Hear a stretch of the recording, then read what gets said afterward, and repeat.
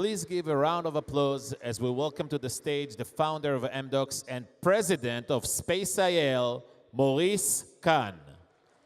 Interviewed by Michelano fellow Liel Ross.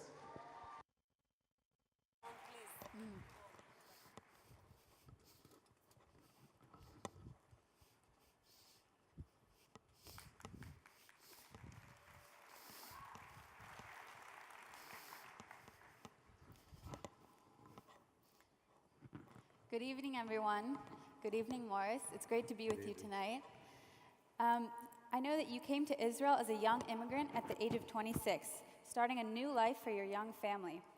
Today, sitting here, you represent the ultimate Israeli success story. What would you say are some things that made this journey from an immigrant to an Israeli role model possible?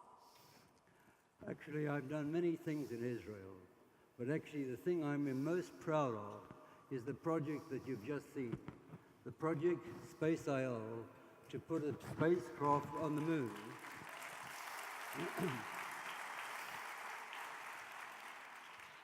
This project is going to give us, the Israelis, Jews all over the world, a great sense of pride. We're going to put the Israeli flag together on the moon, together with Russia, the United States, and China. I think that every Jew in the world will be proud.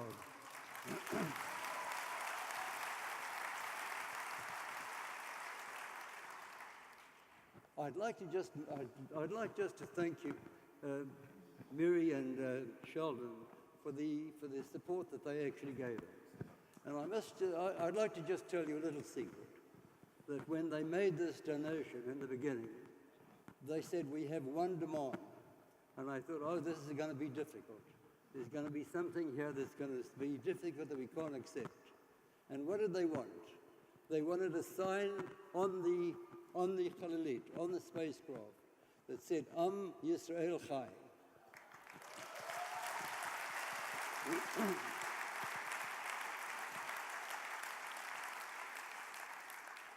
And this did two things.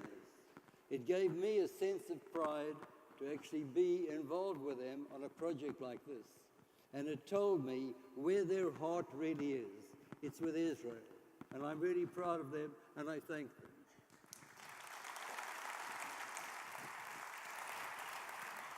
I'd just like to tell you that this project is an extremely complicated project.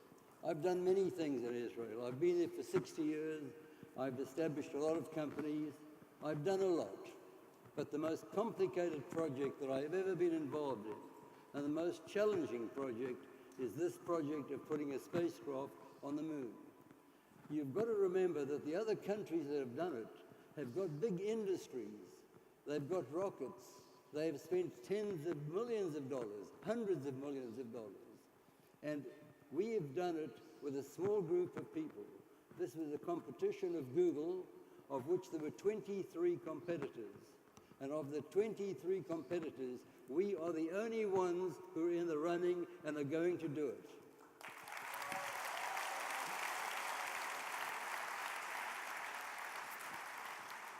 I have a friend, Buzz Aldrin, who was the second man who landed on the moon. By the way, when he was asked why he was the second man on the moon, he said because Neil Armstrong was closer to the door. But actually, when I'm with Buzz and people see him, they come to him and they say, Buzz, we know exactly where we were when you landed on the moon. And I believe that after we have landed on the moon, every Jew in the world will know and remember where he was when Israel landed on the moon.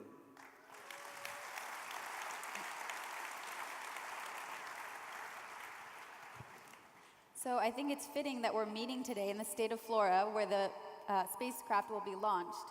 Being such a devoted Zionist and a passionate entrepreneur, what does the IL in SpaceIL mean to you, and how does it affect Israel's image worldwide? What the effect will be in Israel I've just explained. I think that it's going to give us a great sense of pride.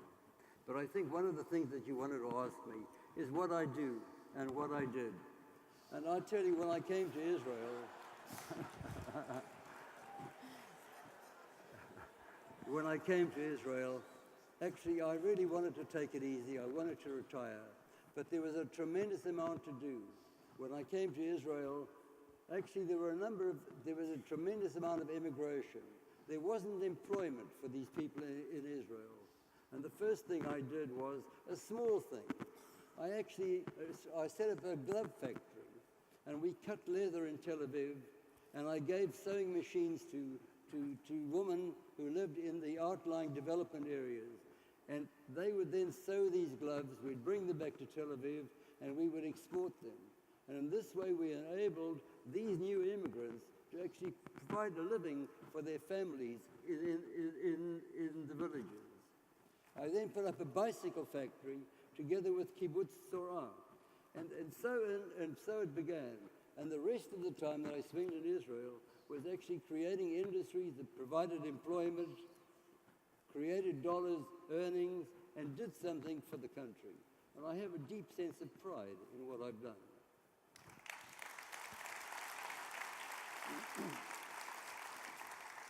I think it's definitely something to be proud of. I want to ask you a question about your philanthropy. You were quoted saying, if you have a stand, you must take it and not be just a bystander. Being a committed philanthropist that gives so much to promoting health, education, and young leadership, do you see your philanthropy as taking a stand, and how? Right. The position is I actually was successful in business. I made money. And actually now I'm in a position that actually I spend the rest of my time, the rest of my energy on philanthropy. I'm involved in biotech. I'm involved in projects which will alleviate human suffering. I'm involved in education in Israel.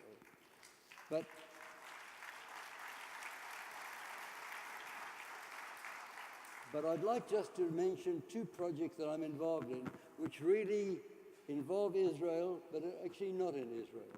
I'm concerned with the plight of people all over the world. And actually there's a project called Save a Child's Heart.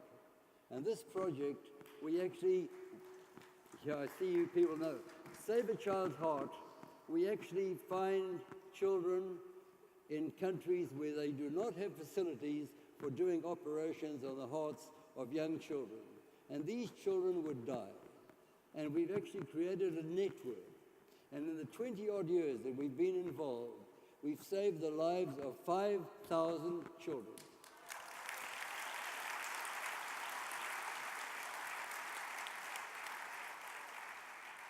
Now, we got an award from the United Nations, and I think we all know that Israel is not very popular with the United Nations. But we got an award and a recognition from the United Nations for what we've done. And Save a Child's Heart got a gold medal for its contribution.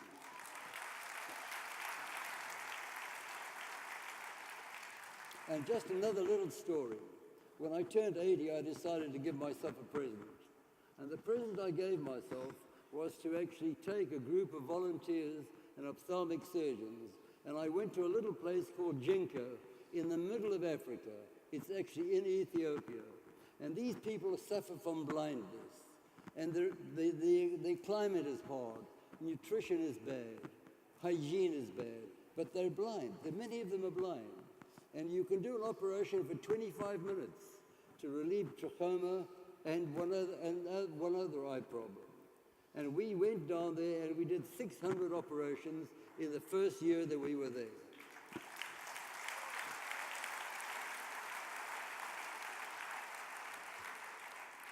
Now that was when I was 80, and I've been there every year since. And we do this every year, and we've done an amazing job in relieving the suffering of these people in Africa. Now, our Prime Minister actually said, and there's a program that he actually put out, where he said that for Save a Child's Heart and the work that we do in Africa, he said, this is the beautiful part of Israel. And this is something that we can be proud of. And I tell you all, we really can be proud of what we do for those who are less fortunate than we are.